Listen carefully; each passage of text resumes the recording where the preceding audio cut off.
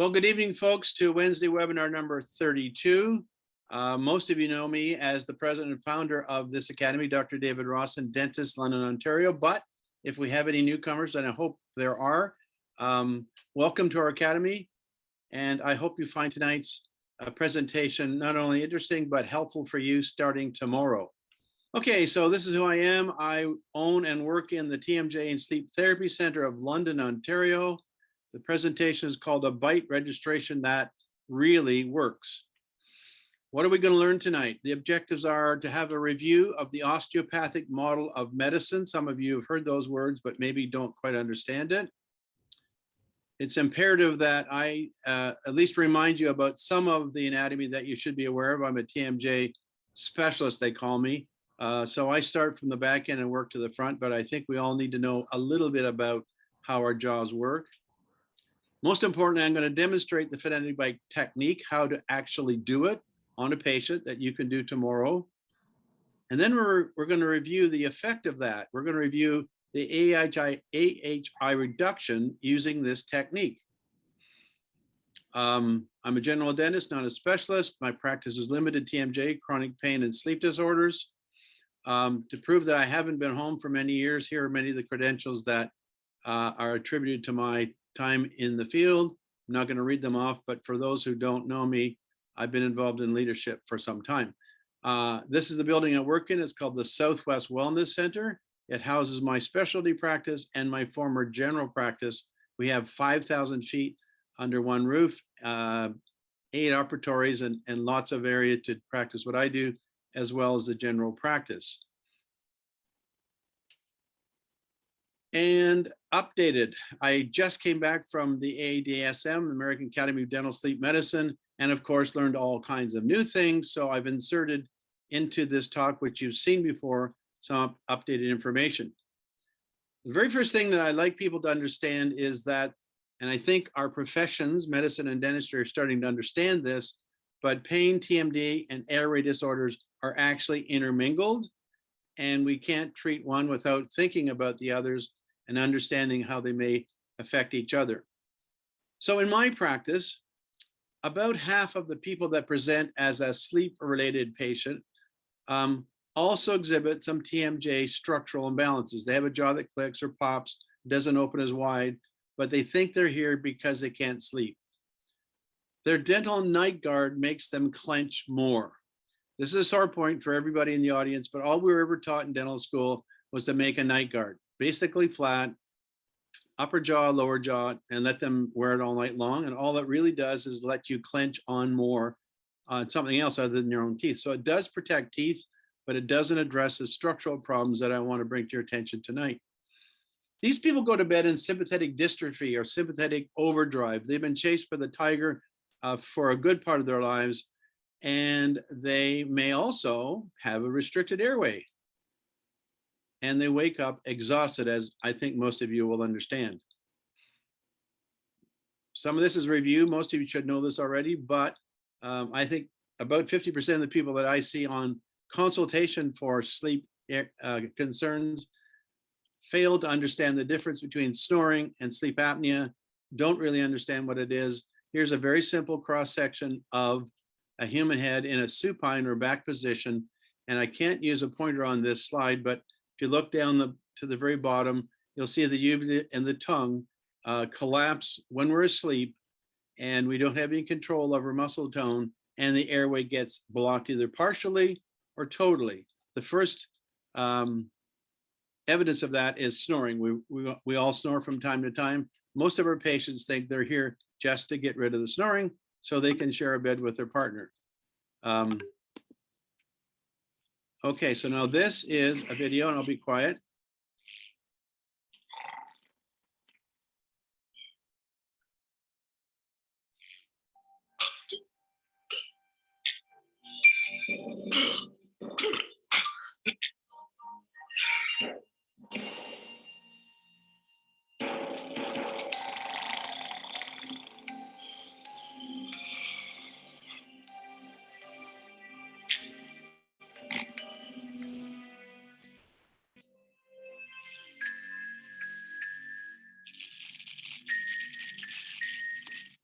Okay, I'll just stop it for a second. So you can see air going down through the back of the throat into the patient's lungs. They're snoring now, but they're still breathing. And you'll see how it progresses to total blockage.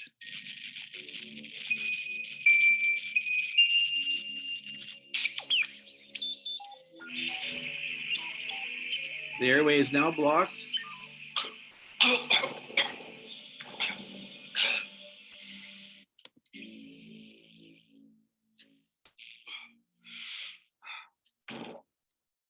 When you ask patients if they ever wake up gasping or choking, they might be aware of a few of these times in a night, but they may have done it hundreds of times.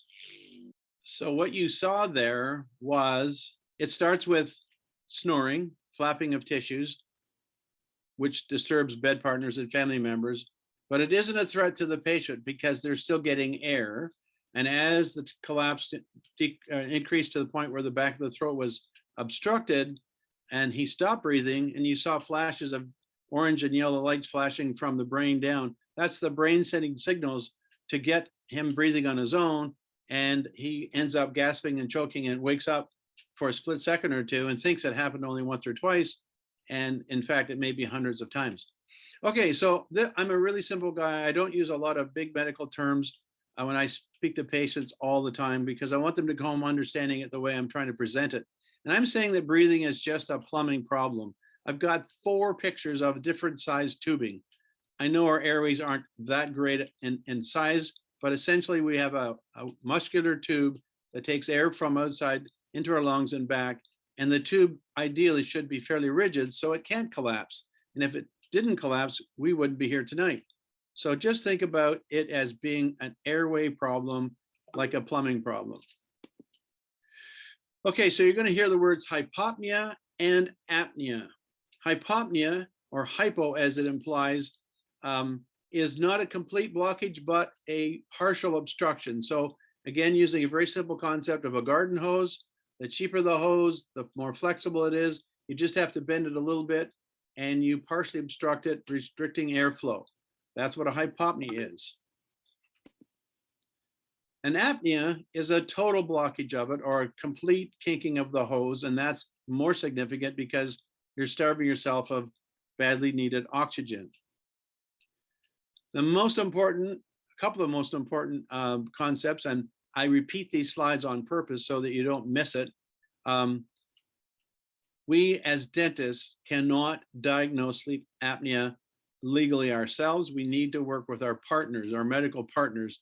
And those of you who know me from the start, one of the primary reasons for forming this academy was to build a big tent so that we could have a family of dentists and doctors, industry people, all of the folks that we need to make these people better.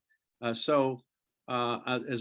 tempting as it might be to say, oh, I can do this on my own, legally, we need to remember that, at least in Ontario, we need a diagnosis by a medical specialist. Most importantly, we do not want to turn a snorer into a silent apneic. And what does that mean, David? Well, and I've been doing this for 20 years, and I've had patients who are doctors and nurses and dentists who should know the difference. And oftentimes the message I get, I'm done, I don't have to come back, as my wife says, I don't snore anymore.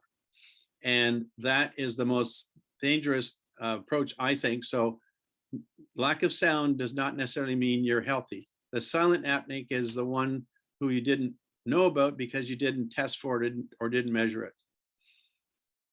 Just a very simple schematic of, on the left, you'll see a very small airway at the bottom. Air comes in, there's just a very small channel. And the one on the right, total blockage. Soft palate tongue falls back, obstructs the airway. Patient's asleep, unconscious, cannot recover until he gets the signals from his brain and he starts creating those muscular contractions that try and force himself open. And that's a pretty scary situation.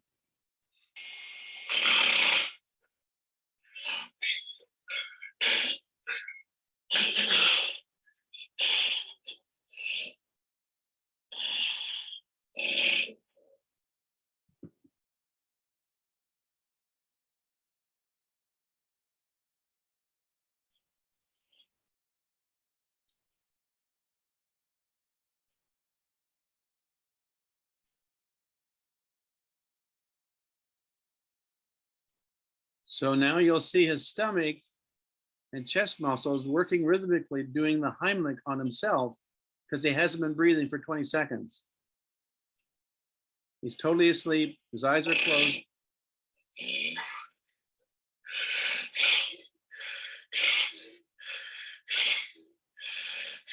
Doesn't sound very relaxing. 40 seconds to get to that point. Gulp of air, falls back again. And we'll see what happens. Imagine yourself to be a small lady sitting beside this big football player. Watch his left arm, and there's a little bit of his left pant leg. And just imagine lying there, maybe sound asleep, and be glad that he's not making any noise. And he's struggling for breath again. Stomach gets pushed. Steak dinner goes backwards. Custard pie. Too many beers. And he's sound asleep. Here we go.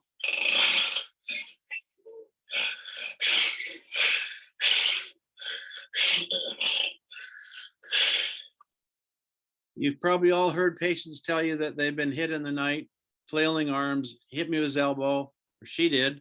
And these are unconscious and uncontrolled movements by a patient that's basically drowning underwater trying to get some breath. I show that video to every new patient, especially couples. Typically, it's the wife who complains about the man, and he comes in all beaten down and doesn't want to talk about it. And I've shown this to nurses who really thought the only problem was the noise. And when you walk them through that video that took a minute and 40 seconds and explain 2 periods of 40 seconds of not breathing and all the effort it goes just to get a gulp of air, it puts a different perspective on it, that's for sure. Again, really simplistic, the normal airway. You can get air 2 ways in your lungs, through your nose or through your mouth. We prefer the nose, that's the way we're designed. But if you have a cold, if you've got a constricted airway, perhaps a deviated septum, large adenoids, turbinates, if it's hard to breathe through your nose, the backup is your mouth. But we need to get air into your lungs regularly and effortlessly. The green arrow points to the area that we work in, retropharyngeal area. And when you saw the video of the man on his back, all of that collapses against it and makes it harder to breathe.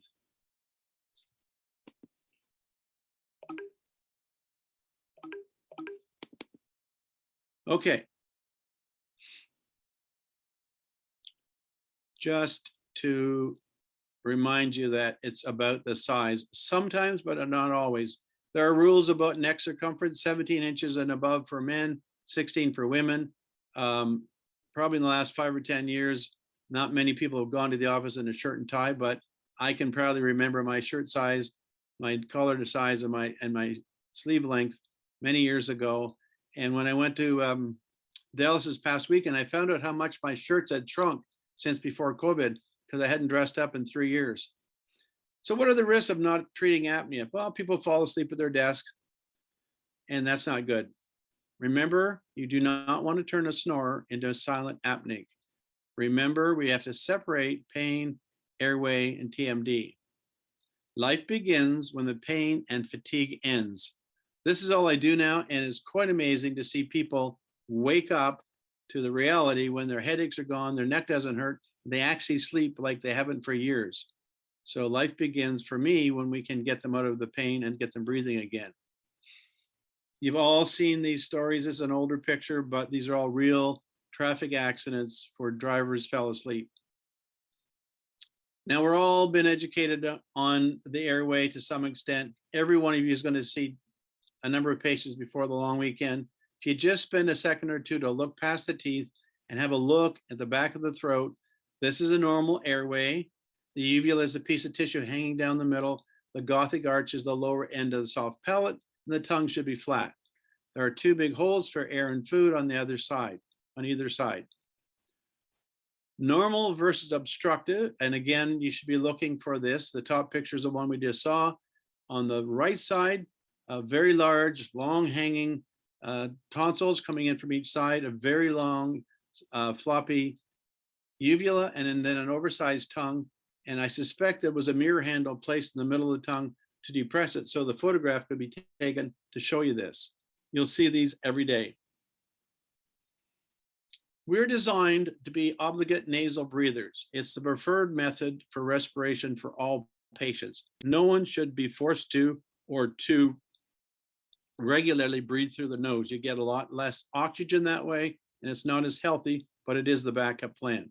Here's a very good close-up of what are often called kissing tonsils. These are a grade 3 tonsil. When they're grade 4, they're touching in the middle and the uvula hanging down. And these are actually pediatric patients whose airway is so constricted they can barely breathe and can't eat solid foods. I'm a child of the 40s and 50s. My mother was a nurse. All 4 of us had our tonsils and adenoids removed early on.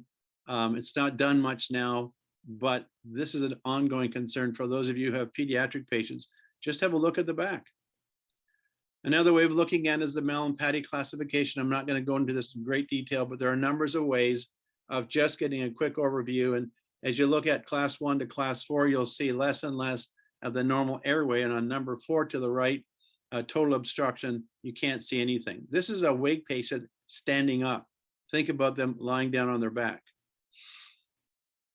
When I had a general practice and was working with families, I became known as the holistic guy, the guy that doesn't do drugs and send people for surgery. And that was true. And I developed a new drug that was a great growth hormone that I think a lot of people weren't aware of. And so we promoted that on a regular basis. So the new growth drug should be taken continuously. It should be taken nasally if at all possible. And it helps grow wide, healthy faces. Does anyone know what that new drug is? You can yell at it if you want. You're right, it's oxygen. I'm a TMJ guy, so talk about that headache. Now we're going to do a very short survey of TMJ only because you need to know a little bit about it. Here's a mandible. The blue arrows point to where most of us were educated and spend our time. The red arrows at the back, the condyles, are where I spend all of my time, but it's the same bone. And if you notice, there's a joint in both sides connected to the mandible. Nowhere else in the human body does that happen. Our shoulders and elbows and knees are separate, and we can work them independently. So if I hurt one side, I can use the other side. If you have a problem with one joint, it affects the other one. This is my life. Now, on the right, you'll see a close-up of a tomogram, which is what we call a center cut X-ray that I take in my office for every patient. Just to orient you, the nose is to the right. The black hole with a long red arrow is the ear canal, or the external auditory meatus. That's where a nurse or doctor would look with their light when you present with an earache or a pain in the side of your head. The very, very thin wall that separates the ear canal from the TMJ complex actually has a suture in it, or a very small fissure. And that wall is so thin, but it's like a brick wall to the sky because we don't talk to each other. And physicians often don't know what to tell people if their ears look fine. So they typically get sent for a hearing test, and on it goes. On the bottom left, I'm saying this is my bite wing. I do not have a general practice. I don't have an intraoral X-ray machine, but everybody that comes to see us, I need to know where their jaw joints are. So we get views of that. This is about as good as it gets. And doing this for 20 years full time, I can tell you in less than 10 people present with a condyle that has room for all the parts to move easily. An artist sketch of what you just saw in X-ray, cross section, the blue disc in the middle, a minimal space so that everything works smoothly. We've all played sports and hurt our knees and hurt our ankles, and your body hurts when you put pressure on it, so you don't play hockey until it feels better. How do you get away from an injured jaw? This is the machine that I use to do all my radiographs. It's a very old piece of technology. It's called a pan-CMT, or complex motion tomography. It has 2 heads. You're looking at the workhorse, which is the circular X-ray head right in the middle of the picture, and it does tomograms and pan films, and I can now digitize it. So although it's old technology, it's still very helpful. This is a sheet that we give patients and show them the various presentations of condyles that we see every day. The middle picture's top row is a healthy position. That's the one I showed you a minute ago. On either side are also very common presentations. Upper right says displaced condyle. If you look to the middle picture, back to the healthy one, you'll see a nice ring of black on the x-ray, which is in reality an airspace for soft tissue. And we talk about that as being a cross-section of a tire, and the more space, the more air in your tire. Displaced condyles, look to the right, and you'll see that the condyle is almost rubbing up into the roof of the glenoid fossa. And if that was your knee joint or your hip, you would have troubles supporting yourself. To the left of that, severe bending, it may be hard for you to see, but that condyle is actually morphologically bent around like a candy cane. That takes years for that to happen. But if you go from the middle picture to the one on the right, and then remember that extreme pain or pressure, sorry, can actually make bone bend. And so we see those more on the right than on the left. Bottom two pictures, patient LA presented with a posterior and superior displacement of the condyles, and with an appliance in place and using the neurologic testing I'm going to show you, it's possible to find the center of the fossa, put it back there, and most of the patient's problems heal on their own. This is not a cartoon, but a sketch of what happens when we have clicking, when the disc comes off the head of the condyle when it travels in and out of the socket. This you'll hear about a lot. Now, this is a real anatomical specimen, and I will introduce it by saying we all in the business called the yoint films because these are Swedish researchers. And there we go. This is a normal temporomandibular joint. The disc is biconcave and it's located in a superior position. The central thin part of the disc is consistently lying in between the condyle and tubercle. During opening, there is rotation in the lower compartment and more of translation in the upper compartment.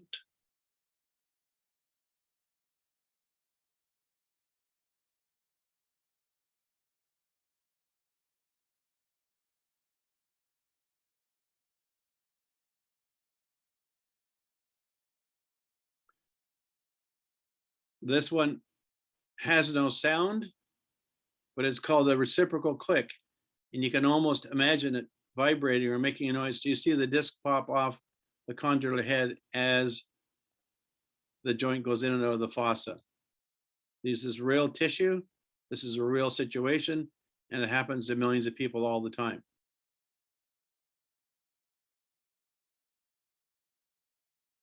So again, a picture of a posterior and superiorly retruded condyle with virtually no disc space left. I talked about the bending, and this is a close-up of the curvature of the condyle to an anterior position. It can be quite alarming at a very young age to see this for people, sometimes under 30, who've had extreme forces on their condyles, typically bicuspid extraction cases, headgear cases, heavy force orthodontics in early age, none of which I think is preceded by any kind of evaluation of a normal jaw, because you just paid money to get your teeth straight. You didn't really understand how it works otherwise. Wolff's law, bone will bend under pressure with time. So if you put enough pressure on that bone, it will actually distort. Just to remind you that the cranial nerve number 5, the trigeminal nerve, which all general dentists have to know and master, also innervates my area. So the overlay with joint pain and teeth pain, and critical to understand the difference, but essentially the cranial nerve number 5 is a workhorse for all of us in dentistry, and we just have to realize that it's all kind of connected. Whiplash is a very common reason for jaw problems. Most of the time people think it's only in a car crash, but there are all kinds of ways you can have a whiplash. Once the tissues get stretched past 30%, ligaments and tendons don't snap back like elastic. Everything becomes looser. People start clenching and grinding, and it's a whole cascade of problems that we see on a regular basis. I'm just going to skip over that. Okay. It's been talked about forever, bruxism in your sleep or sleep bruxism. Why do people do it? What are we going to do about it? When I went to school, I think we spent a good part of a whole year waxing up dentiform teeth into perfect occlusion. Then we learned how to grind them all to make them perfectly flat. And I think there's a lot of research yet to be done to connect why we grind when we're sleeping. And I'm going to postulate that it's possibly because we aren't breathing. And so when you clench, you tighten up those muscles and open your airway. So when people come in and say they clench their teeth a lot at night, or when you see what seems to be chronic bruxism, think about their airway. Simply say, do you snore? How wide do you sleep? You'd be shocked the conversation that takes place. Okay, another section, the osteopathic model of medicine. This was new to me. It took me a while to wrap my head around it. I don't think dental schools and medical schools talk about it much at all, but here's my approach. We all learned the anatomy of the skull. We had to learn and memorize every bone. We had to learn all the holes and the nerves and blood vessels go in and out. But I don't remember anyone ever telling me that those bones actually never fuse. It was implied or hinted at that eventually at age of maturity, they all join together and they're lock solid like the tile on your floor. Not so. An exploded view just shows what we call sutures through all the bones, and you can see they're very non-regular, very irregular. Some are very thin-like, but they actually never fuse. They breathe and move like rib bones. My world also has to think about occlusion. Not only do the teeth fit together, but how does the head fit on top of the skeleton? Is it level or not? Occlusion, and we all as dentists were evaluated on two models that everything seemed to fit together, but we really weren't thinking about how it was oriented in space. Occlusion that's built in a level base is more stable and lasts longer. This is a small skeleton that I show a lot of patients and try to make them understand that the top of this pile of bones is our head. That's the computer. And it's a bowling ball sitting very precariously on a flagpole that needs to be upright and right angles to the floor and the surface of the earth to be most stable. So what keeps this from falling over? Sure, if you're older and you have a bad hip or bad knee, you're going to favor it because it hurts to stand on it. But the answer is gravity. If we are totally balanced from top to bottom and at right angles to the surface of the earth, gravity will pull it straight down and not sideways and fall over. So this is a Leaning Tower of Pisa. The question is, was it designed that way, or is it slowly falling over? To bring it closer to home, we all have crossed big bridges built by the best engineers in the world. And as it turns out, we build bridges. A lot smaller. You can't drive your car on them, but I'm going to offer that there's not a lot of difference in the engineering. Is there any difference in the bridge on the left and the one on the right? Building a big bridge, which is a long span of steel and concrete, weighing thousands of tons and stretching long distances. But do they change shape under varying weather and conditions? Do they expand or contract? Of course, all materials are affected by temperature and variations. So how do the engineers keep a long span bridge like that from crumbling? It's called an expansion joint. Just hold that thought for a little bit and remember that that big bridge has moving parts called expansion joints. They can move with increase and decrease in temperature. This is very interesting. There are 5 of these. I want you to pick a spot on the edge of any of the bones, the orange one in the back, anywhere. And these videos are actually representation of what our craniums are doing all the time, about 6 to 10 times a minute for the entirety of your life. And it's no different than your rib cage expanding and contracting, acting as a pump to squeeze air in and out. So I will start this one. Maybe I can back up and see if I can do this. Okay, now look closely. You should see the bones bending. Do it one more time. Okay, before I do the next one, cast your eyes down to the brown bone, the maxilla, the midface, and there's a diastema between those 2 front teeth. Look very closely at the 2 front teeth. Here we go. You should be able to see some movement. I know you've forgotten all the anatomy, but the maxilla, it comes in two parts, left and right. And believe it or not, the floor of the orbit is part of the maxilla. If we fuse the maxilla with a bridge or some rigid connector across the midline, don't be surprised if patients, and they won't make the connection, will often report pain in the midface or in their eye because we have stopped that natural expansion, which is inherent for natural health. I think there's a couple more of these. So just pick a spot on the edge of any bone against a black background and watch what happens. Here we go. Now, an osteopath or a craniosacral therapist can feel that with their fingers, and they can actually adjust it like a chiropractor could pop a rib back in place, and you feel better. Inside of the box of bones is our brain, and it's suspended inside the hard shell, divided into 4 compartments by dura. And we all learned this in anatomy. We passed the exam and we forgot it. Watch what happens here. This is the brain tissue responding to the respiration cycle of the bones on the outside. And this is normal. So many people have suffered concussions, sporting injuries, and these bones, or some of them, are locked together and are missed by all kinds of medical evaluations, because I know for sure that osteopathy is not inside many of the hospitals, and there's some great people trying to put Humpty Dumpty back together again, but don't understand that those bones should move. So even if you do not understand or believe in the osteopathic model of medicine, a dentist should never create a rigid expansion appliance crossing the maxillary midline. I'm, as you know, no longer a general dentist, so I don't do that sort of thing, but I do use orthodontics as a tool to restore temporomandibular joint health. And I will not allow myself to put a fixed orthodontic retainer on the upper from cuspid to cuspid to cross the midline. We probably 3 or 4, maybe more times a year, will have a patient present with chronic pain.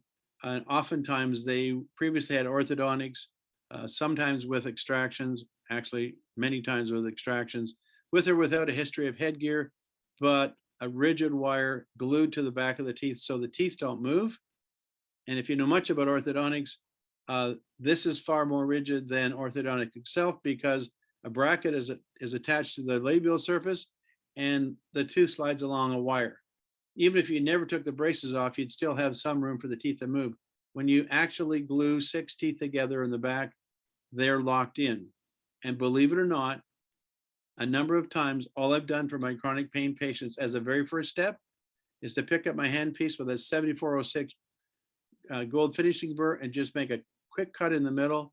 And within minutes, people will just say, oh, my sinus.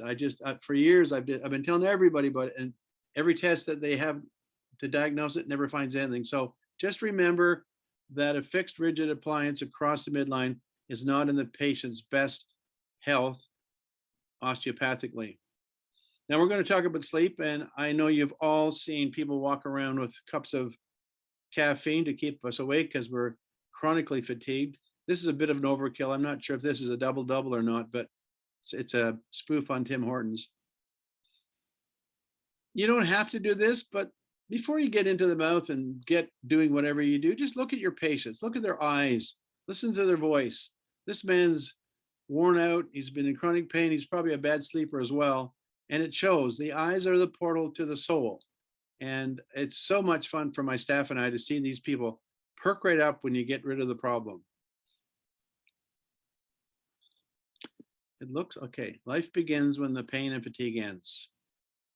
The Exxon Valdez, well-known oil carrier crash, 25 years ago off the coast of Alaska. As it turns out, the captain was an undiagnosed, untreated sleep apneic who went to left the bridge and went to bed late at night, turned the controls over to lower level engineers and pilots.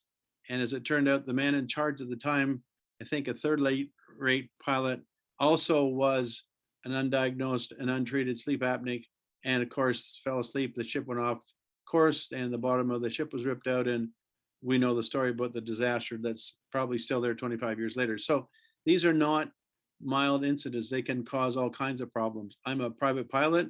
I'm always worried about the health of my pilots when I'm a passenger. Okay, let's get into the meat of it. Are all dental appliances the same? Dental sleep appliances, I mean. Here's a whole pile of ones that I've collected over the years. Here's some newer ones, the TAP, the Oasis, the Clearway, EMA. We all know them, and heavens, we all know the marketing has increased lately. The Woods is full of them. Every month there's a new design. I was in Dallas and I couldn't believe there's just, everybody's got a new appliance. And is that the answer? There's a close-up of a Somnodent, tongue retaining device. And this is showing the DentiTrack, a tracking device made by Braebon. It fits inside there. Nasal dilator. Dr. Rawson, what is your preferred dental sleep appliance? I get this asked a lot, and my answer is it's the bite registration. It's not the appliance. It's how you adapt the patient to the appliance, not the other way around. So this presentation is designed to demonstrate that appliance type is less important than the bite registration. A bite registration that really works. I'm going to be presenting my own data on these 3 different styles with data to prove that it works. This is a morning positioner. Some folks feel that patients need something every morning after they've been in their sleep appliance. I don't find the need for it as much, but have used it in the past. This is a very archaic, homemade, herb style, thermoplastic base. Any of these work if you apply the right principles.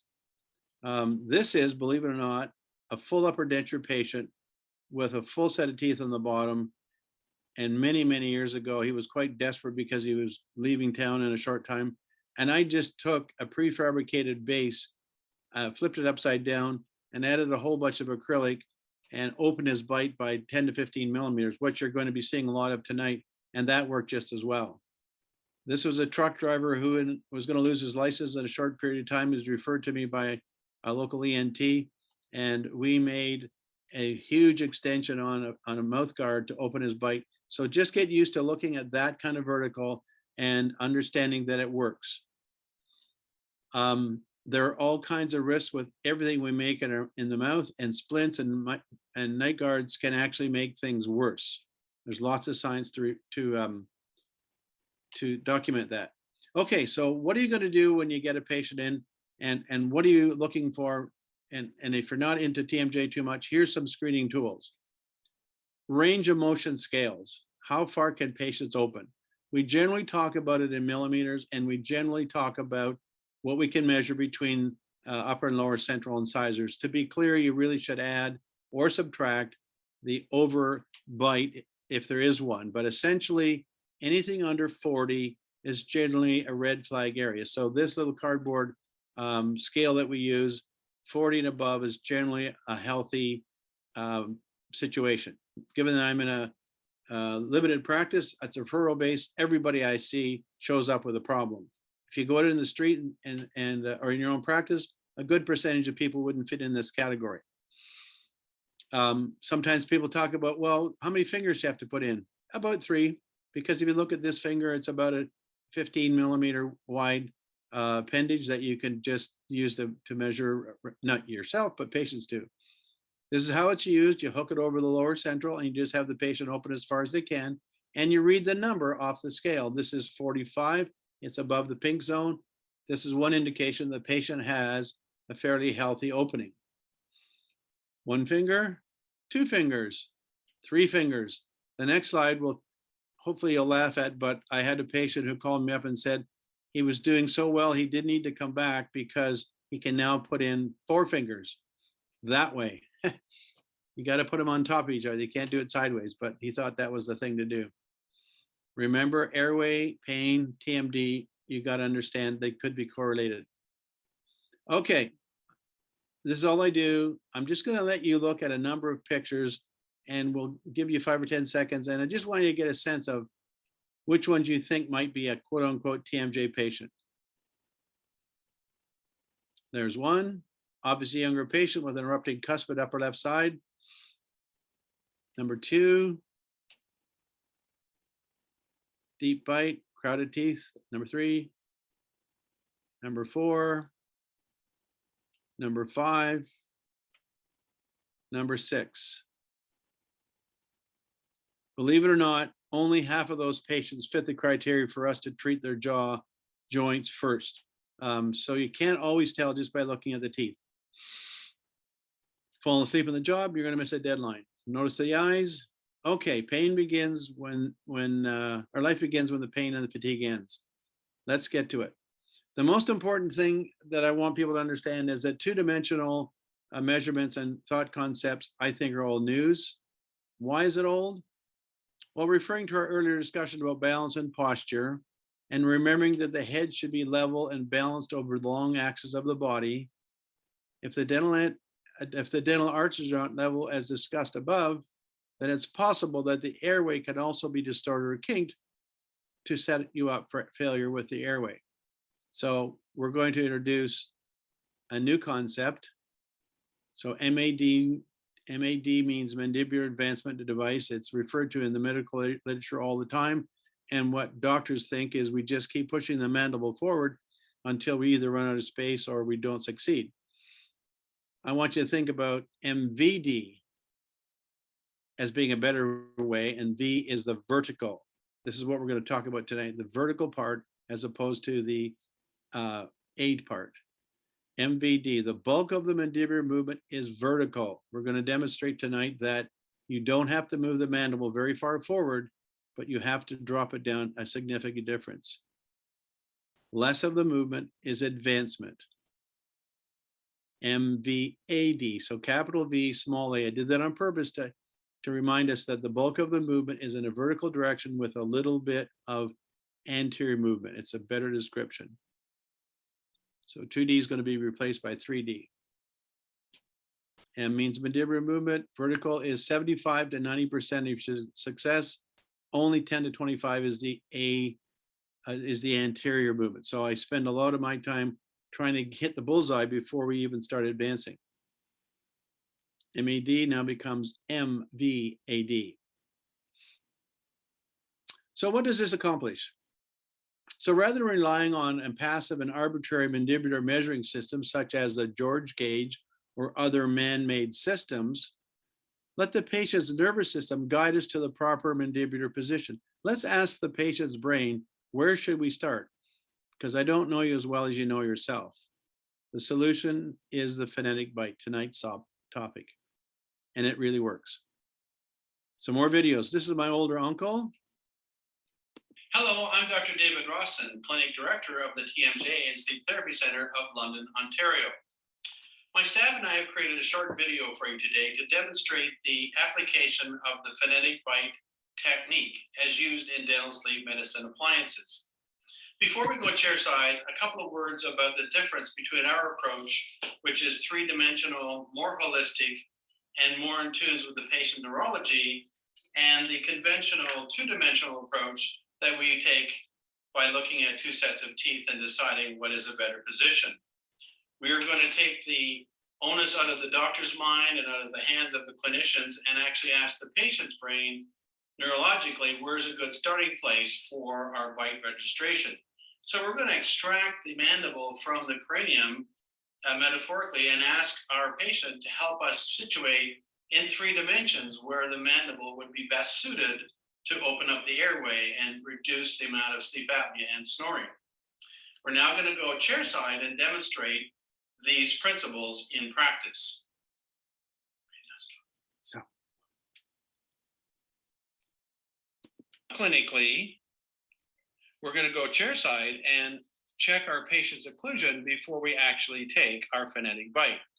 So our patient is going to demonstrate her normal occlusion, biting on her back teeth, and step up a bit. And you'll see that she has an overbite of about 50% and an overjet of, say, 3 millimeters. What we're going to do is demonstrate using phonetic bite technique how her neurology will place her mandible in the most optimum place to maximize her airway. We do that by counting numbers using an S sound called the sibilant phonetic bite technique, essentially a repetition of the S sound. So we're going to ask our patient to start by counting 66 and up into the 70s with me together, and we'll focus on how her mandible moves forward to create a small space to make that S sound. So when you're ready, we'll start with 66 and we'll count together. 66, 67, 68, 69, 70, 71, 72. You'll notice that every time she makes an S sound, can you do it again? 66, 67, 68. You'll notice that her upper and lower incisors almost touch. Her mandible has moved quite a distance to create that space. If you start doing this with patients, you'll be shocked how many times, regardless of the overbite and overjet, their upper and lower anteriors come very close together to make that whistle sound called the sibilant bite. So we're going to carry on with the rest of the clinical. Go. So now we're going to ask the patient to repeat a different number, being 75, and this will give us the maximum vertical opening that we want to record to start our sleep appliance therapy. So rather than count from 66 to 76, we're going to ask our patient to repeat the number 75 and drag out the 5 note like this. 75, 75, 75, 75. Thank you.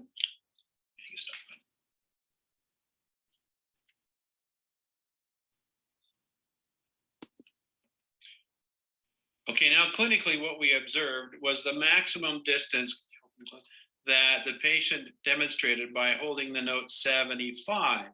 And what my assistant and I had decided was to use a series of round tubes or sticks that she will occlude on while we take the bite registration.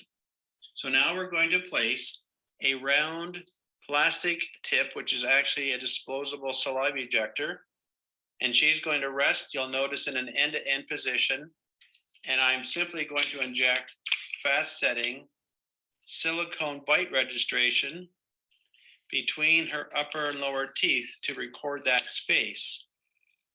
And when we have an excessive amount of vertical like this, you'll note that we have to be careful to inject slowly to record the occlusal surface of the upper and lower teeth. When I get to the center, I will move to the other side. Now we note that our patient seems to have slid forward a few millimeters, and we'll make a record of that clinically and adjust it in the lab. I'm just going to reach over to the other side and inject the other side the whole time the patient's being held on a round tube as opposed to a flat surface as in a George gauge application, because we want to correct any mandibular asymmetries.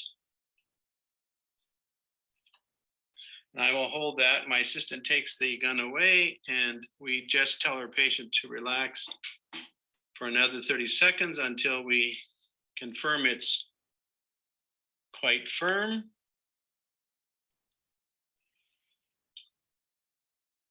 We, of course, in our office, record the jaw position in this bite registration, which we won't demonstrate today.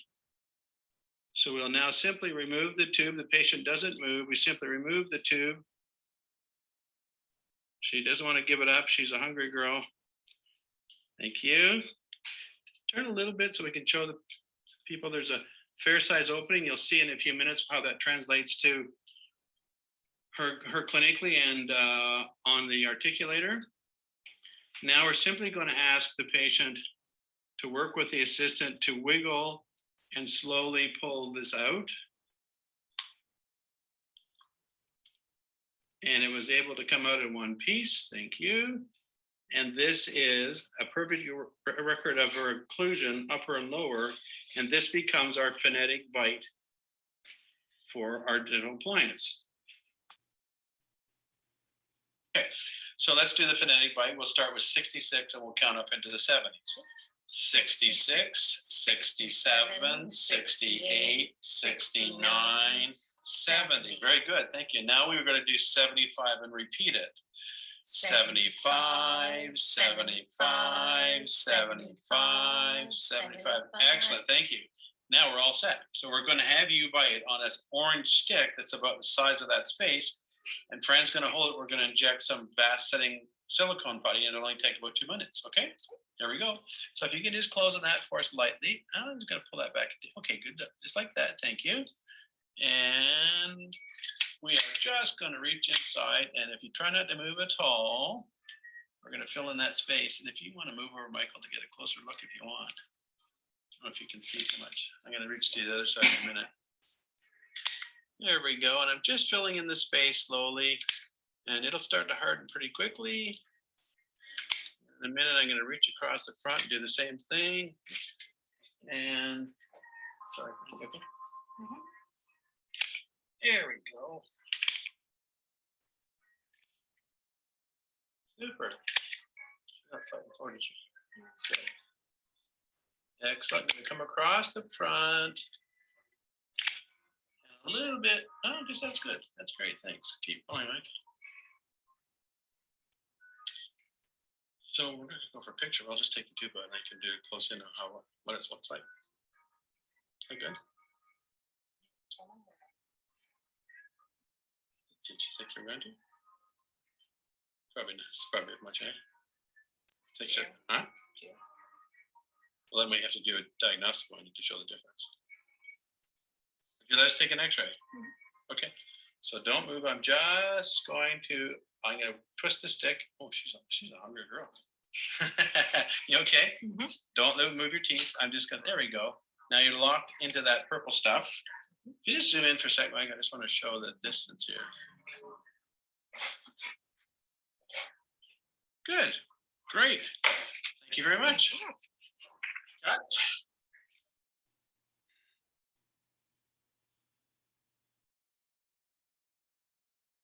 Okay, so a lot of video there. I did it at different angles so that you can get a better look at it. This is what we do every day, all day long. It works. The thing that scares most of us is that's way too much vertical, but that's not the case at all. So this is a picture of a patient in maximum occlusion, and you'll see there's not much of a halo over top of the head of the condyle, but that's how they present. Now, this is the critical part. Remember that you can just see the black hole on the far left side of your screen. That's the ear canal. I didn't mention this, but I didn't learn in dental school that when you open wide, you absolutely dislocate your jaw right out of the socket and goes right back in. What I've discovered clinically is my rule of thumb is there's 2 red lines there. The upper red line is a tangent through the lowest part of the glenoid fossa, the eminence, and the red line on the bottom is meant to be the midpoint of the condyle as it travels down and forward out of the socket. I generally never have to pass the lower red line past the upper red line, regardless of the presenting occlusion of the patients. Deep bite, overjet, it always ends up with this technique that you never push the condyle past the eminence, which is about halfway of a normal excursive jaw movement all day long for everybody. So that's a critical part. And some of these slides, you're going to see me demonstrate that. In fact, in every case, I will demonstrate it. Question? No problem. First of all, they say well done. And then the question is, do patients loose lip seal and start mouth breathing? Do they drool on their pillow or get a dry mouth? Very good. And that is up at near the end because I have some choices for appliance design for that. The answer in the short term is everybody will have a problem with lip competence at the start. So you try to find the happy balance. But bear in mind, you're saving lives that have not been even diagnosed, and people are very, very fatigued. So sometimes the small price to pay is a little bit of drooling, wet t-shirt, wet pillow. There are ways around it, but yes, you would think it'd be worse than that, but surprisingly, it's not. Content. So what you're now looking at is we removed the purple bite registration. We cut it in half, placed it back in the mouth so that you could see the actual distance between the upper and lower teeth that was there with the 75 bite registration. That's almost a normal. And then I often add to that, sometimes up to 5 millimeters based on a whole bunch of other parameters, but that worked quite easily. And that's what our starting point would be. Okay. This is what it looks like when it's mounted in the lab on its way for fabrication. Most labs will use their own bite registration based on mine, but you can see a huge distance between the upper and lowers, and most people would think it won't work. Cut in half, you're getting a front-on view of a real case that I forget who this is for. It's not the patient that offered to do the bite registration, but this is typically what we see all the time. Now, a number of case presentations, because I don't want you to think I'm just making this up. So I'll go through this as quickly as I can, but here's patient number one, a 56-year-old female who presented about 5 years ago. This was her bite, 100% overbite, collapsed maxilla. You cannot see the lower teeth. A lateral view. Now, when I showed you the 6 pictures and said, can you guess which one is a TMJ patient? Knowing what a normal joint position is, can you see that this condyle is almost centered in the fossa, even though the patient presented with 100% overbite? And there is the bite on the models. That's the actual purple bite registration on the patient's models. Side view. And this is where the condyle went with all the purple in there. Not much further forward than where she was before. It's hard to make out the eminence, but you can see a bit of a smiley dip above it. And this phonetic bite is our starting position. We do advance a little bit, as I mentioned before, but the M capital V small a D equation means most of it is captured in the phonetic bite. Side view. So we cut out half of it to show you this would be our starting position. Now you need to know when nylon appliances first came on the market, I believe it was ResMed who came to me because they knew who I was and they hoped I'd be an influencer. That wasn't a term we knew 10 years ago, but they wanted to introduce the Narval to me. And initially their very first generations were just a thin layer of nylon over each arch. And when I explained that I would need 8 or 10 or more, it freaked them out because they didn't know how to add more than a minimal thickness. And because you can't add to nylon, I simply make it as big as I can so I can reduce it. It took a long time for them to figure it out. And as it turns out, others have figured it out now. But initially, it was meant to be a minimal coverage because they were still using the MAD concept, which is we can move us forward as far as we have to or want to. We're doctors of subtraction. We love grinding things down. We're terrified of building things up. If a patient came to you and asked you for a series of crowns on the lowers that would fill up that space, you would think he's crazy, but it actually mightn't be not a bad idea. Vertical heels. One of the icons in TMJ, Dr. Brendan Stack, an orthodontist in Virginia, world famous, treated all kinds of people, movement disorders, all sorts of things. And when we first met him, we couldn't believe it, but I saw myself personally some real cases that he treated, and it made a profound impression on me, understanding that if you don't know what the cause of the problem is, you'll never get anywhere in terms of fixing it. So vertical heels at all times. Okay, back to the patient. On delivery of the Pantera, just remember the picture of the phonetic bite. This is actually about maybe just a bit more anterior. That's what the jaw looks like on delivery of the appliance. Number 2, 48-year-old male, September 17, beautiful occlusion. All of his teeth nice and straight, beautiful. This occlusion, which looked better than the other one, presents with a condyle up and back. There is some space between the bone, but not much. Same story, big vertical. Side view, tomogram of the phonetic bite. Jaw came down and forward more. You might think it would be the other way around, but this is a real story. Insertion of the Pantera almost to the eminence. This is a delivery of the Pantera, the DSAT. And this is about a 12 millimeter interincisal distance on the bicuspid. This will start to answer the question that we just got about lip competence. I'll talk about this again more in a few minutes, but you'll notice you can see the labial surfaces of the upper and lower incisors. At all costs, I try to make this design so as to minimize any bulk between the lip and the teeth because you've opened the bite so much. So this is called an upper and lower lingual band on a Pantera DSAT. 2 questions. Sure. The first one is, does this kind of patient end up with posterior open bite? Okay, and can any lab understand and handle this bite in making the appliance? Answer to the first question, no, because we have total coverage of all the teeth. It's hard for you to see here, but these are blocks of nylon that cover all posterior teeth. And normally in any demonstrator model that a lab or company will give you, they'll show full coverage of all the anterior teeth, but there's no occlusion in it. They're just coverages to keep it together. So there's no over eruption, no bite problems. Second question, that's a really good one. And when we were just getting into this, a lot of my colleagues would tell the lab, you know, like Dr. Rawson does, and I would get phone calls from them. And as you can imagine, they're all quite reluctant to go down that path because we've never done this before. Any labs I work with now to make a sleep appliance, we're established at the outset. Can you do this or not? If you can't do it, just let me know. Don't waste our time. Generally, they're all worried about legal problems, breaking their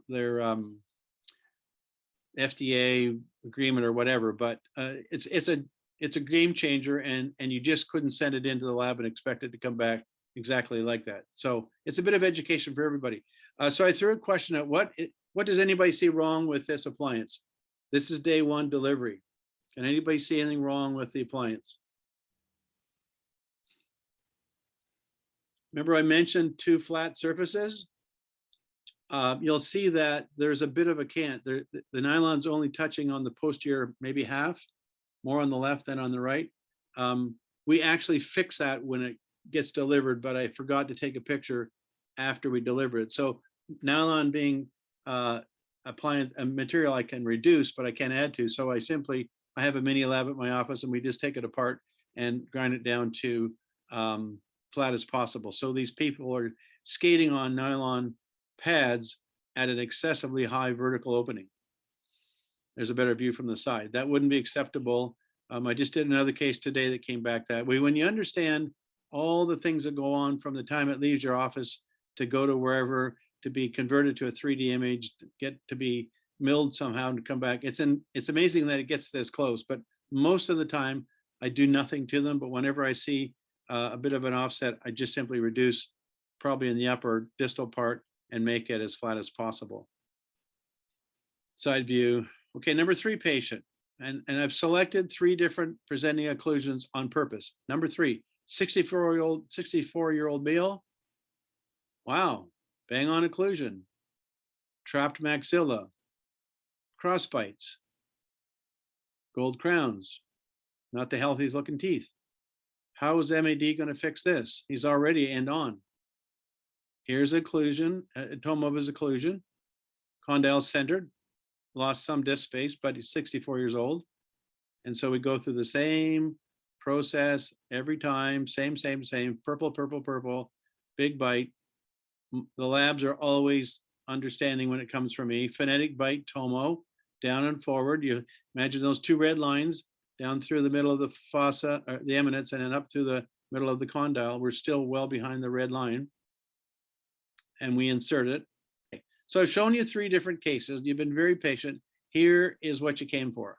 The results in reducing the AHI with this technique. As I said, I used 3 different appliances, the Pantera, the Narvel, and a very small sample of what I was working with locally with the Shaw lab.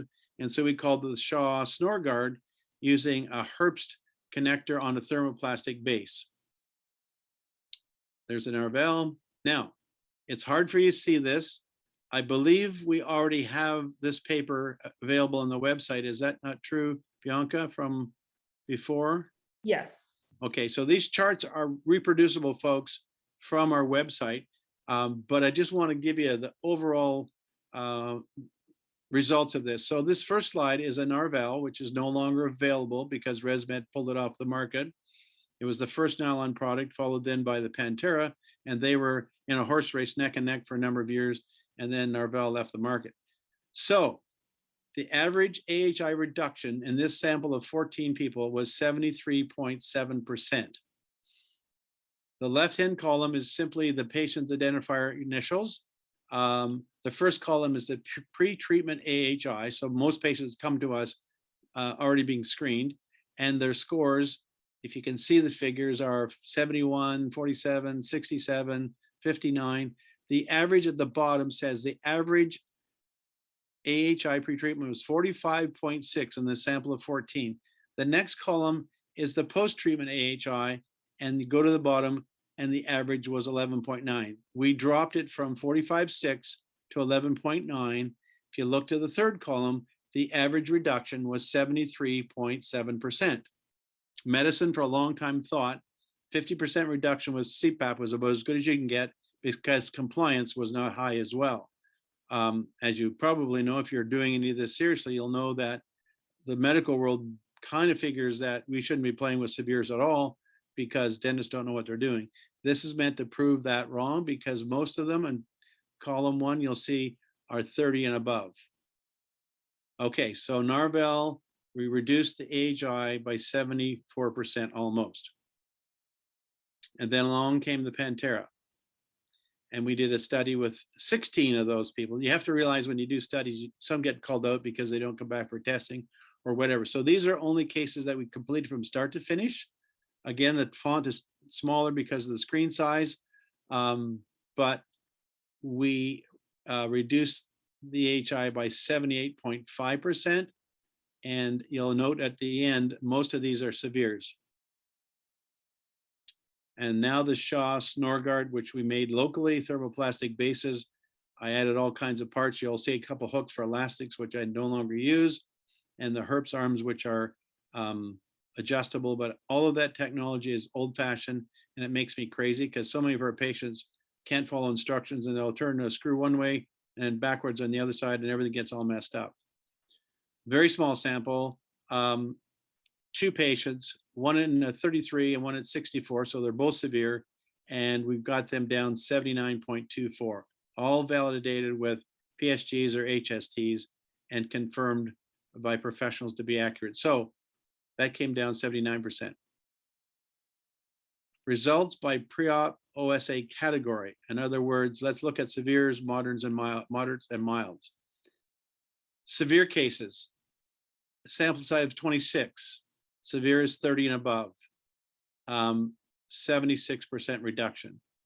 I believe this is the chart where the highest I've ever seen was 113. We had a lady showed up with 113 and we got her down to 11 or 12, about a 93% improvement. When we did the math on that lady's PSG score of 113, when you do the math of actual seconds per minute that you're not breathing, she was not breathing about 46 minutes of each hour because, as you probably know, all that's required for a sleep study is to not breathe for 10 seconds. 11 and 12 and 51 makes no difference. You get the same value. So when you look at the duration of some of these apneic events, it's pretty scary. And when you do the math, you'll realize these people are hardly breathing at all. Okay, the moderates, 15 to 30, where medicine thinks we should be playing, we reduce it by 74.8%.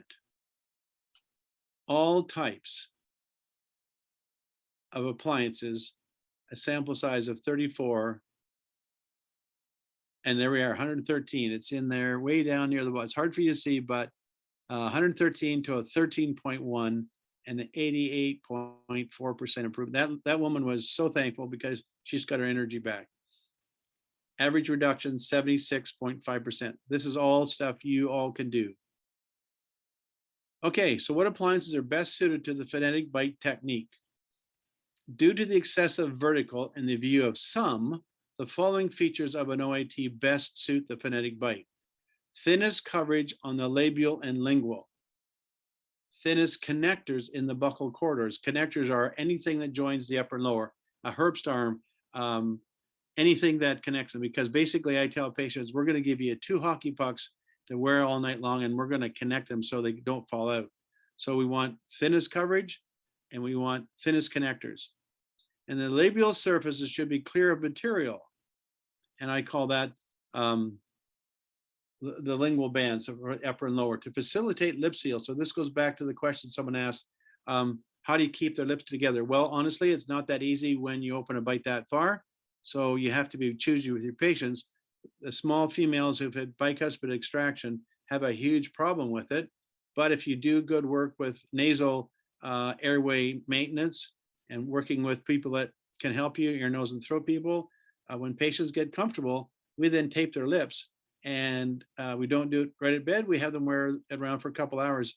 And when they get the confidence that they can breathe through their nose, which is how they're designed to, the tape simply just keeps the lips closed, and people wake up in the morning, they can't believe the difference. So those are my criteria. And the only 2 appliances I'm aware of now that can do that are the Pantera DSAD or the X3. The clue is you have to go back and ask for the lingual bands. Lingual means only a coverage on the lingual. Most companies insist or will refuse to do that because they want full coverage of all of their teeth. I spent a lot of time with Rawson's design team in Dallas this past weekend, and their skin just went white when I said, can you just cut away the labial? And without them saying it clearly, you could tell that there was a lot of concern about the legal ramifications of making a massive change to a newly patented product. So I think you're going to find that'll be hard to do. You can certainly do it with Pantera because they'll allow that to happen. It's one of their choices on their order form. Okay, so this is a picture of what I call the lingual bands. It's the picture you saw before, but if you look closely, you'll just see a lip of nylon coming up to the incisal edge on the lower, and just a little bit of it hinting on the upper. So this patient's lips will not be impeded by anything more than the bulk of the material in the buccal corridor, but it's much easier to put lips together than having an extra 2 or 3 millimeters covering all across to make it even further, because you're stretching the lips as much as you can. Did we have a question? Yes. Okay. Have you ever compared your phonetic bite results to another device with a reduced VDO for the same patients? No, because I guess because I know this works, and this is all I've been doing since I've been in TMJ work since the start, close to 25 years now. And because I know it works so well, I don't see the need to test something that I expect won't work as well, if that answers the question. The vertical is what makes it work, folks. And I do this in daytime TMJ appliances as well. Just remember, vertical heals, AP extension makes things worse. If you don't have to know much about TMJ, and that's why I gave this presentation 5 years ago, and why I gave it to this webinar series when we started, but I did it from home and the videos didn't work, so we had to do some engineering to get it on the website. It works, and so I'm not looking to find a better way, because if you can reduce AHI by 75 or 80% on every case, and compliance is there. These patients wear these appliances. They don't just do it to make me happy. They wear it because it works. So we're summarizing here, folks. So is it the appliance? Well, all of these appliances were prescribed, fitted, and titrated in a similar fashion. All sets of patients reported similar positive feedback in terms of their comfort, compliance, and bed partner observation. That's so critical, because once you treat your patient well, they'll sleep well and they won't have a clue what's going on. But the bed partner who probably initiated the referral will say, oh my goodness, he or she's so much more quiet. There's no flailing around. And he or she is also more jollier. They're less argumentative. They have a better demeanor in the daytime. They're not falling asleep on the couch when we're trying to watch a movie. But bed partner observations are simply, what are you seeing now compared to the person you slept beside until we treated him or her? And those are really important. It's anecdotal, but it's important. So the Narval overall reduction, 73. Pantera, 78. Shaw Snorgard, 79. Or is it the Phonetic Bite? We've shown similar results with these three designs. All three use the 3D concept of the Phonetic Bite. All three use the patient's nervous system to guide us. We don't tell them where to go, we ask the patient. And of course, I always have to acknowledge that vertical scares people, but if you trust me and know what I do for a living, vertical always works. If I can do it, so can you. So this is an update of my slide from 2017 because Narval is no longer on the market and there are a lot more designs on the market, and I've tried some of them. But if you can remember what I was saying about labial coverage, if you're going to use as much vertical as I'm suggesting you can, then you want the least amount of material in the front of the mouth so as to allow lips to be as competent as possible, may having to be trained with tape eventually. But so for me, the Narval fits the bill because they will create, if there's enough retention, if you're missing posterior teeth, that won't work. So Narval's out of that slide right now. Both are similar design. They're both basically copies of the same software. And it reveals a reduction of, and I can't see my number, but it's covered in the 70s. Patient acceptance and compliance is comparable. Here's the thing that I couldn't show you in the other slides. 82.5% of all of those cases were in the severe category. In the category that medicine says, as last resort, go to your dentist. If you fail CPAP or refuse it, go to your dentist. But I see sleep studies all the time where it's just a very casual reference to mandibular appliance. And unfortunately, even well-known sleep docs in this province will follow it up by saying, but it's a lot more expensive, so you don't want to do that. Excuse me. And they're handed a prescription for a CPAP, which costs them virtually nothing because of our health system in Ontario. 82.4% of the cases were in severe category. You can do it. Okay, that's it. Thank you so much for your attention. I hope it didn't take too long. It looks like it's bang on 84 minutes. I'm happy to take any other questions. There's one question here, David. Okay. It says the name of your bite register material, registration, Oh, what's the name of it? Okay, it's called a, it's made by CRD. It's a company here in London. It's basically a 45-second bite registration. And I'll just step aside and bring over a carpule of it.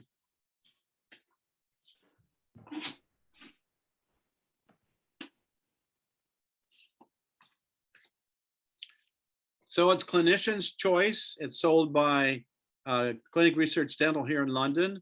I'm sure there's lots of similar products, but it's a quick setting one, 45 seconds, mixing tube. We all use this for all kinds of dental procedures. You want something that sets very quickly because, as you notice, even our patient who was my assistant got tired of holding her jaw and actually collapse the round tube a little bit. And so you have to watch for that. So you don't want 3-minute setup, you want real fast. And we only do it when 4 hands are ready. My 2 hands, my assistant, the tube, the patient's had a drink of water, they're sitting up, and the whole thing's done in 2 minutes. I hope that answers the question. I have another one for you, David. Okay. Which lab do you use for your DSAD Panthera? Well, that's actually, Pantera is the name for that appliance. So it's called Pantera Dental in Quebec City. You'll have to go through a local lab, and I don't know if they're all appointed kind of middle lab dealers, but here in London, I know Shaw Lab for sure.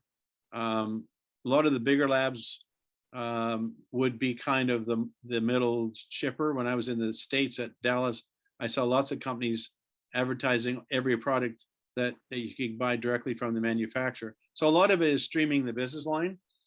So if you're dealing with a decent sized lab in your area, just call them up and say, do you supply the Pantera? They're only going to be the middleman because it's actually milled in Quebec City, Canadian company. Does Orthodent in Oshawa, Ontario do it? Well, there'll be an intermediary for sure. They will take the order from the dental office, and now there's two ways of doing it. I'm old school. I still do alginate impressions. I still do stone models, as you saw. So they physically have to go from my office to wherever to get to Quebec City. If you're digitized, it's a lot simpler because it's all digital. And I can't speak to that because I have no experience in it, but Orthodent, for sure, one of the biggest labs in the country. Many others could do it. So a phone call to your lab is where you start. But it's a patented product, so you'll only get a DSAD, D-SAD, made by Pentair Dental in Quebec City. Somnomed makes their appliances. They're milled somewhere. We're not sure where. ProSomnus makes theirs, we think, in California. These are very big and very expensive propositions. They millions of dollars in all the technology. Whereas in the old days, you sat down on a lab bench and some wax and acrylic, you made it right there and sent it over to your dental office in the same town. So just inquire from your regular dental supplier if they deal with it, and how do you go about getting it. A few more questions for you. Are sleep physicians satisfied with a reduction in the AHI by 50%, but not below an AHI of 10, which is considered to be the threshold of reducing cardiovascular risk? Excellent question. And I was able to be involved in some, I would say, fairly private meetings in Dallas at the ADSM. And the word behind the scenes is that I think everyone's starting to realize that AHI isn't the necessary gold standard for measuring effectiveness. I think there's being a bit more leeway given. I would like to think it's more of a holistic evaluation of everything. Let's measure heart rate. Let's measure all of the things that we look at individually. But the published numbers are get it down to 5 or 10. But as I showed, we got it down 75% and 82% were above 30. Well, am I going to be called a failure if I get to 5.1 instead of 4.9? I hope I'm answering the question, but what I'm hearing is over the next 5 or 10 years, there's going to be more collaboration with all the partners, and there may be a redefining of the standard, what kind of measuring system we use. For instance, here's something that makes me crazy. And I've asked others, and I just get an eye rolling as a response. When I mentioned the sleep studies and said, I forget which one I was talking about, but most of our patients will have an apneic event 30 to 40 seconds. I just looked at a study tonight before I jumped on here, and it was one of the longest single apneic events I've ever seen. It was 175 seconds. So this patient stopped breathing for almost 3 minutes. Now that's a single longest episode throughout the night. But you try lying down on your bed or your couch and getting as relaxed as you can and see how long you can hold your breath. 20 seconds, 25, maybe 30, depending how fit you are.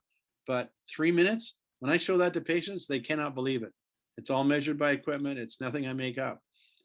So the point is, if you have an AHI of, say, 20, and every episode was 11 seconds, and the next patient had the very same AHI of 20, but all of their episodes were 50 seconds long, who's not going to be as healthy right at the outset? The person who's breathing or holding their breath for 40 seconds longer. So there's no measurement given to what happens after 10 seconds. That's my first point. Second point is, why is an apnea event and a hypopnea event valued at 1.0 each? Would it not be better if you had a choice to have your apneas removed or your hypopneas removed, to get rid of the apneas first? Because apnea means no breathing whatsoever. If you can breathe in a hypopneic event, at least you're getting some air. And so what we find in our cases, as we titrate our cases, well, the AHI may not come down as quickly as I might want it to. When I look deeper into the numbers, let's say you had 75 events per hour, which is a pretty high number, but clearly I showed that we treat those all the time. What tends to happen is the apneas go down very quickly, but the hypopneas stay there as you titrate forward. But because they're given an equal value, the overall score doesn't seem to have changed much. So apneas come down first, then as you work with your patient in your titration, hopefully the hypopneas go down and then the whole score drops. So it's much more than just looking at a number. You have to delve deeper into it. And I like that kind of stuff because my sleep studies give me pages of information. And although I bore my patients with it, I make them understand what they all mean. And so long-winded answer to it's changing. I would like to think it's going to be more inclusive of all professions. I would like to think cardiology is going to be more involved and say, you know what, this is really good stuff. We were focused on it. We were too narrowly focused. Now we can see that sleep apnea treatments are really helping our patients in a very general sense, if that makes sense. Thank you for that. Any more questions, Bianca? Is a large AOB precluded in this regimen? A large AOB, anterior open bite, I guess. Is it precluded? Well, I'm trying to think if I ever done a large AOB. Let's assume that someone's talking about a 10 millimeter open bite. I would say anybody with a jaw, an airway, and a constriction should be evaluated and treated. It might be a bit of a challenge how you go about it, but I'll bet you if we did the same technique on a number of anterior open bite cases, we would probably find, because it's the patient's neurology, that's the most critical thing. It's not because I, as a dentist, would say, well, in this case, you do this. I would simply apply the same principles, and I would like to find the same results. That sounds like a cop-out, but I haven't really treated many severe anterior open bites. How much quote unquote relief around the teeth do you request them to provide so it seats easily? Very good question. And when this hit dentistry, my own local lab and I pretty much guessed it. It's a combination of computer technology and dentistry. And I've talked to a lot of people kind of behind the scenes, and they all admit at the outset, there wasn't a sufficient understanding of undercut and retention in the minds of the computer people. And I think sometimes they overruled the dental people who said, no, that won't work. And so we all had cases that were either too tight or too loose at the start. But I can tell you, in the last 10 years, I don't have to worry about it.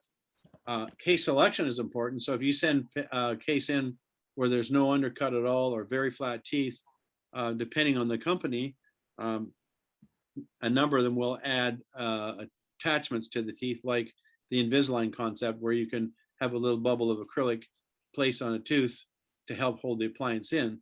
The problem is most labs have no clue what that tooth's made of. I can think of cases where I was told you need some attachments here and there, and when I'd write back and say, well, that's a gold crown, how am I going to do that? Or that's a porcelain crown. So I work as hard as I can. I don't select people with enamel only, but I think they're getting better at understanding retention. So you need a decent sized tooth, you need a decent sized amount of contour, but essentially it's not much of a problem. If you're dealing with a quality company, if you're dealing with someone who makes these once or twice a year, forget it, ain't gonna work. Okay, thank you.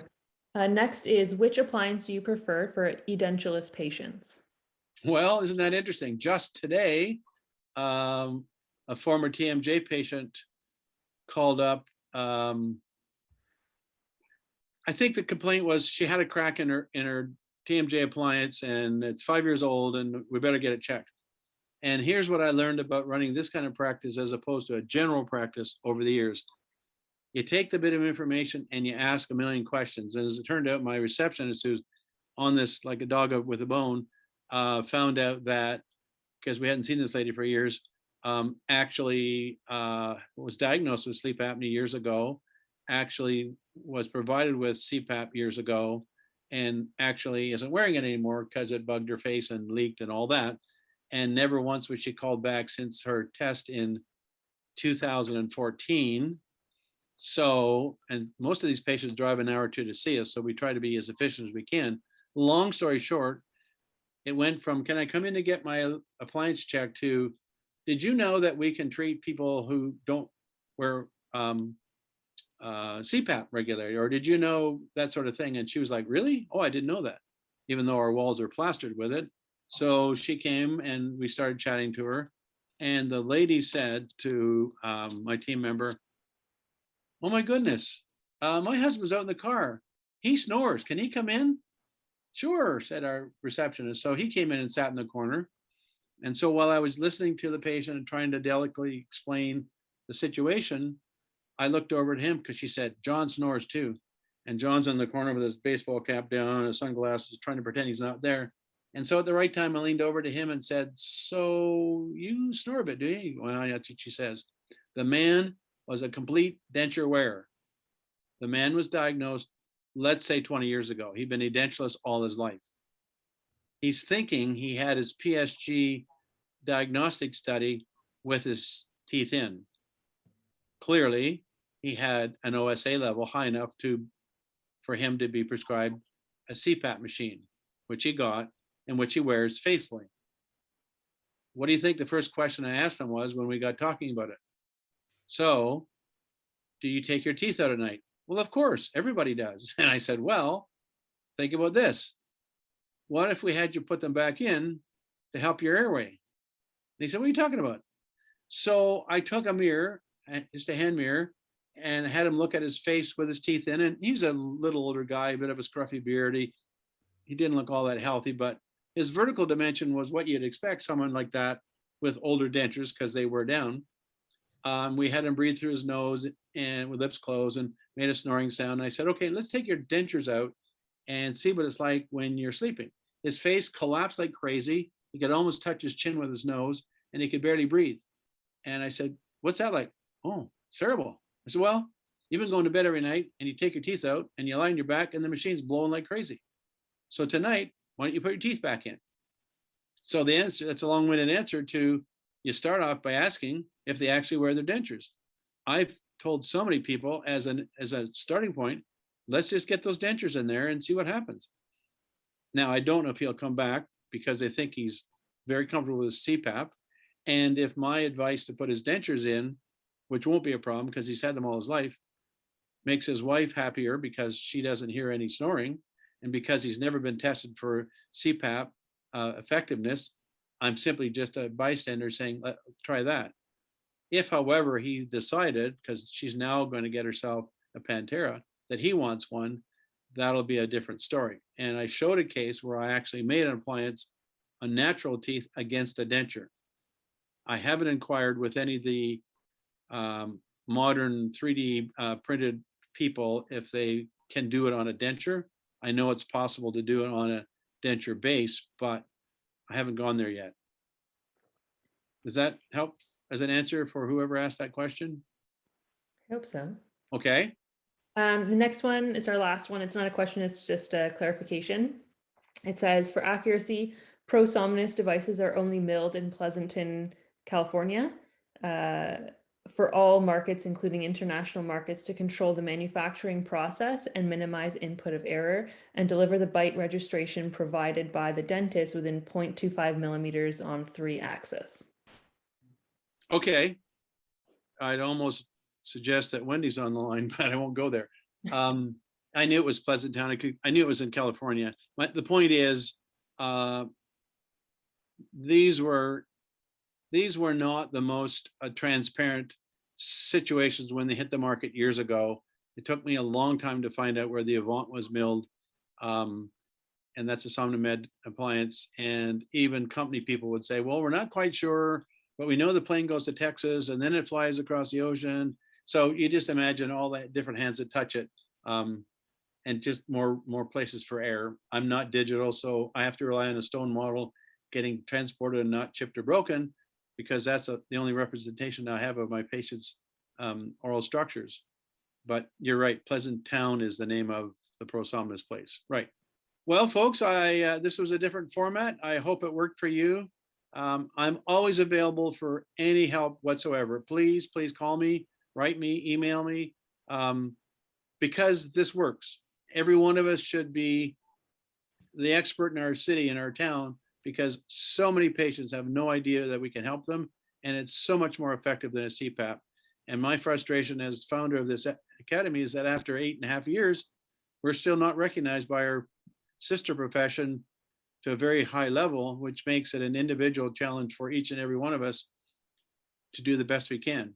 And what came out of Dallas is, I think, an organized approach to having a much higher level of scientific rigor to present to the medical profession at a very high level that, hey, look at what we've done, 10,000 cases, and we've reduced the AHI by 75%. Kind of like that guy up there in Canada, you know what I mean? But I appreciate your time. I know it's late. Call me, write me, whatever you need, and I'll help you.